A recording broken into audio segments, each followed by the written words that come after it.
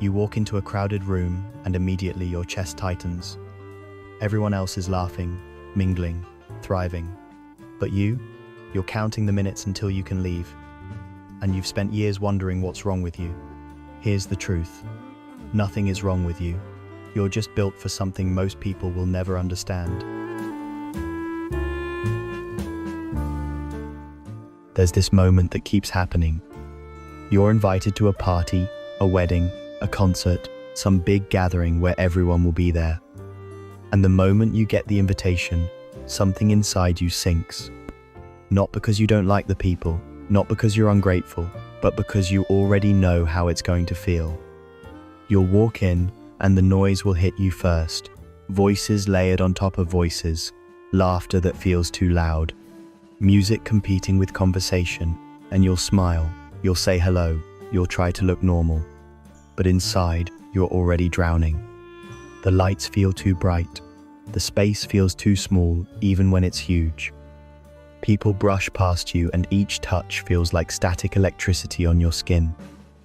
You look around, and everyone else seems fine. They're talking, dancing, living. And you're standing there wondering why you feel like you're suffocating when there's plenty of air. Maybe you've been to the mall on a Saturday afternoon. Families everywhere, kids running, strangers getting too close. That low hum of chaos that never stops. And while everyone else is shopping and scrolling and existing like it's nothing, you feel your nervous system screaming at you to leave. To find silence, to find space where you can finally breathe again. And the worst part? People notice. They ask why you're so quiet, why you're not having fun, why you always leave early, and you don't know how to explain it without sounding broken, without sounding like you're just bad at being human. But here's what nobody tells you. You're not broken, you're not antisocial, you're not weird or damaged or too sensitive. Your brain is just processing reality on a completely different frequency than most people. And once you understand why, everything changes. Your nervous system works differently. Let me explain something that might change how you see yourself. Most people's brains have a built-in filter. It's like they're walking through life with noise-canceling headphones on. They go to a crowded place, and their brain automatically sorts through the chaos. It decides what matters and what doesn't, what to notice and what to ignore. But your brain, it doesn't have that filter, or maybe it has a broken one. Either way, you're taking in everything, every sound, every smell, every flicker of movement, every shift in energy. Your brain is recording the world in 4K HDR with surround sound, while everyone else is watching in standard definition with the volume turned down. Psychologists call this a highly sensitive nervous system, and it's not a disorder. It's not something that needs to be fixed, it's just how you're wired. Your brain doesn't just notice things, it absorbs them. It processes them deeper, it holds onto them longer. So when you walk into a party, you're not just hearing the music, you're hearing the conversations happening 3 feet away. You're noticing the person in the corner who looks uncomfortable. You're picking up on the tension between two people who are smiling but clearly had a fight earlier. You're absorbing the energy of the entire room all at once. And that is exhausting, not because you're weak, but because your brain is working overtime while everyone else's brain is on autopilot. Studies show that highly sensitive people process sensory information 30% deeper than the average person, which means your brain is literally running a marathon while other people are taking a casual walk. That mental exhaustion you feel after being in a crowd, that's real. That's your nervous system telling you it's overloaded. And here's what makes this even harder. You can't just turn it off. You can't decide to stop noticing. You can't make your brain process less information. So you're stuck in a world that feels like it's always too much, too loud, too bright, too chaotic. And nobody around you seems to understand why you need to escape. But here's the part that might surprise you. This hyper-awareness, it's not a flaw, it's an evolutionary advantage. Thousands of years ago, people like you kept the tribe alive. While everyone else missed the rustling in the bushes, you noticed the danger first. While others were distracted, you sensed when something was wrong. Your sensitivity isn't a glitch in your programming. It's a feature that humanity needed to survive.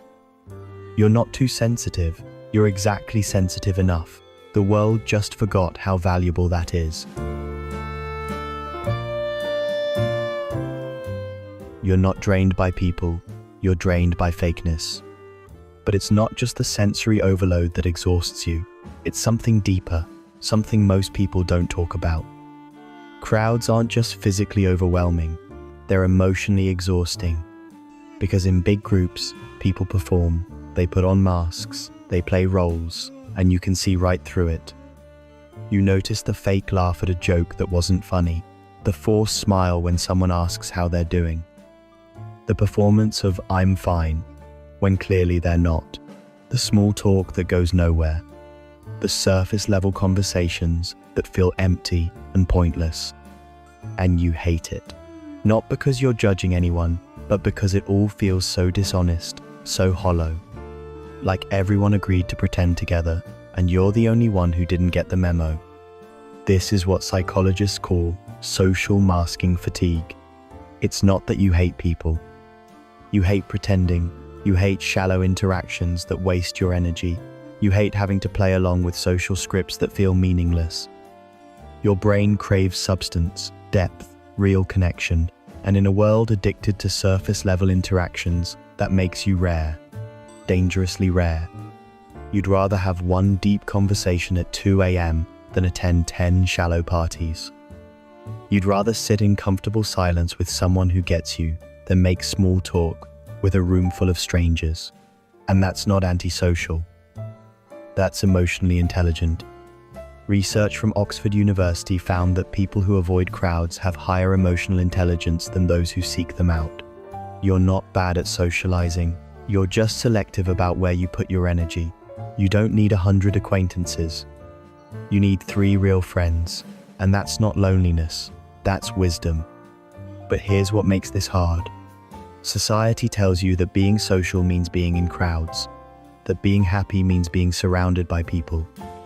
That if you prefer quiet, you must be sad, or broken, or missing out on life. And maybe you've started to believe that. Maybe you've looked at yourself and wondered why you can't just be normal. Why you can't just enjoy parties like everyone else. Why you always feel like an outsider, even when you're surrounded by people. But the truth is this. You're not missing out. You're opting out of a game that was never designed for people like you. And that takes more courage than most people will ever understand. If this resonates with you, if you're starting to see yourself in these patterns, subscribe to Mindseep. We explore the hidden psychology behind why you feel the way you do, helping you understand that you're not broken, you're just different. And different is exactly what the world needs. Your brain chemistry is actually different. Now here's where it gets really interesting. Scientists have discovered that people who avoid crowds aren't just being difficult. Their brains are literally wired differently. Specifically, there's a dopamine difference. Dopamine is the reward chemical in your brain. It's what makes things feel good. And when extroverts are around people, their brains release dopamine like confetti. They feel energized, alive, recharged. Being in a crowd literally makes them happy. But your brain? It releases way less dopamine in social situations. In fact, being around too many people doesn't energize you at all. It overstimulates you. Your brain starts screaming, "This is too much input. We need to leave. Now." That's why after a crowded event, you don't feel recharged like extroverts do. You feel drained, empty, like you just ran a marathon while everyone else took a nap. But here's the beautiful part. Your brain runs on a different chemical. It's called acetylcholine. And acetylcholine rewards deep thinking, reflection, and solitude. While extroverts need crowds to feel alive, you need quiet to access your genius. You're not chemically broken, you're just chemically different. Your brain is wired for depth, not distraction.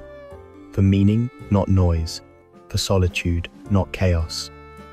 Neuroscientists at Harvard discovered that introverted brains have more gray matter in the prefrontal cortex. That's the part of your brain responsible for complex thinking and decision-making, which means when you're sitting alone doing nothing, your brain is actually doing everything. You're processing life at a level most people never reach. That quiet moment when you're staring out the window. You're not wasting time, you're incubating ideas. That late night drive with music playing softly, you're not running away from life. You're connecting with it more deeply than most people ever will.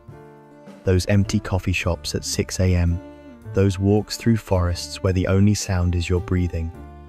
Those moments everyone else calls boring, those are where your brain finally gets to rest, where it finally gets to do what it was designed to do. And that's not isolation, that's integration. That's your mind making sense of everything it absorbed.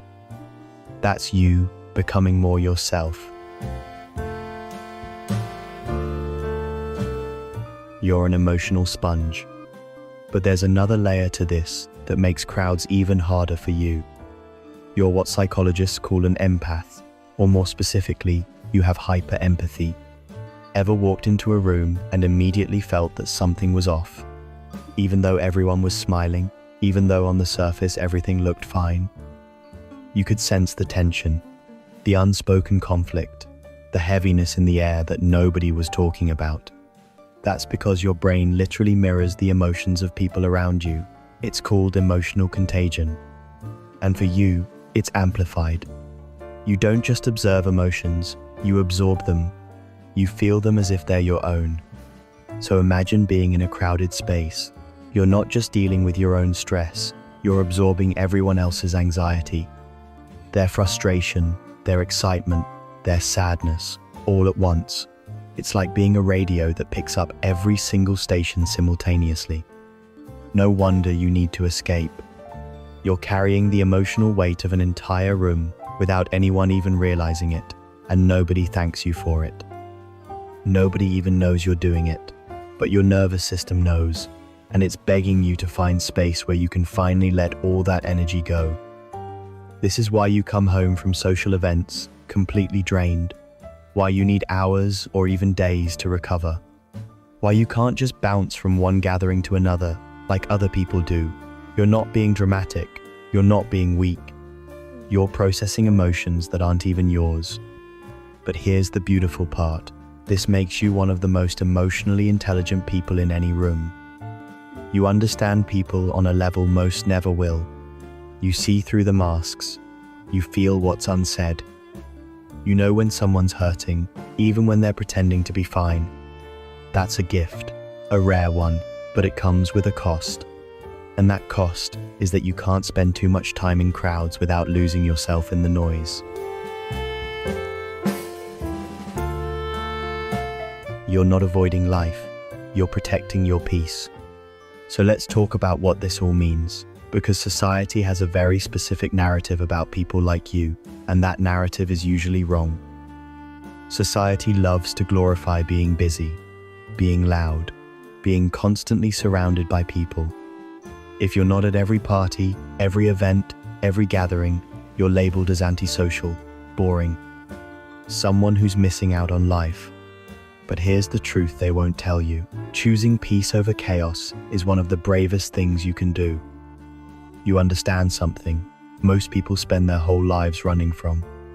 That silence isn't empty, it's full of clarity, full of creativity, full of self-awareness, full of the kind of deep thinking that changes lives. Your solitude isn't loneliness, it's self-connection. It's where you do your best thinking, your deepest feeling, your most authentic living. It's where you finally get to be yourself without performing, without filtering, without shrinking to fit into someone else's comfort zone. You're not missing out on life, you're living it more intentionally than most people ever will. While others are chasing noise, you're choosing meaning. While others are filling their calendars with obligation, you're protecting your energy for what actually matters. And that takes guts, that takes self-awareness, that takes the courage to say no to a world that constantly demands yes. So the next time someone asks, "Why are you so quiet?" or "Why don't you come out more?" You don't owe them an explanation. You don't need to justify your need for space. You don't need to apologize for being wired differently, because they don't realize you're listening to the world in a way they can't. You're seeing things deeply. You're feeling things deeply. You're living deeply. And in a world that's constantly screaming, your quiet is revolutionary. You're not broken, you're built different. So where does this leave you? It leaves you with a choice. You can keep believing the narrative that something's wrong with you, that you need to fix yourself, that you need to force yourself into crowded spaces and pretend you're like everyone else. Or you can accept that you're different, and that different is not only okay, it's necessary. The world needs people like you, people who notice what others miss, people who feel what others ignore, people who create space for depth in a culture drowning in distraction. Your sensitivity isn't a weakness, it's a superpower most people don't have the bandwidth to handle.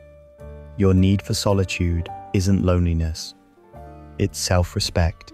Your discomfort in crowds isn't social anxiety, it's your nervous system protecting you from overstimulation. You're not too much, you're not too sensitive, you're not broken, you're exactly what you're supposed to be. And the sooner you accept that, the sooner you can stop trying to fit into spaces that were never designed for you. Because here's what nobody tells you: the people who changed the world, most of them preferred quiet. Most of them needed solitude. Most of them understood that real genius happens in silence, not in noise. You're not avoiding life by staying home. You're protecting your peace so you can show up fully for the moments that actually matter. You're choosing quality over quantity, depth over distraction, truth over performance. And that's not antisocial, that's evolved. So tell me, are you someone who avoids crowds? Someone who spent years thinking something was wrong with them?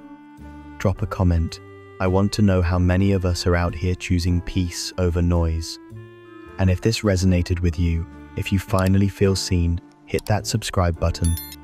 We go deeper into human psychology every single week, helping you understand the hidden variables that make you who you are.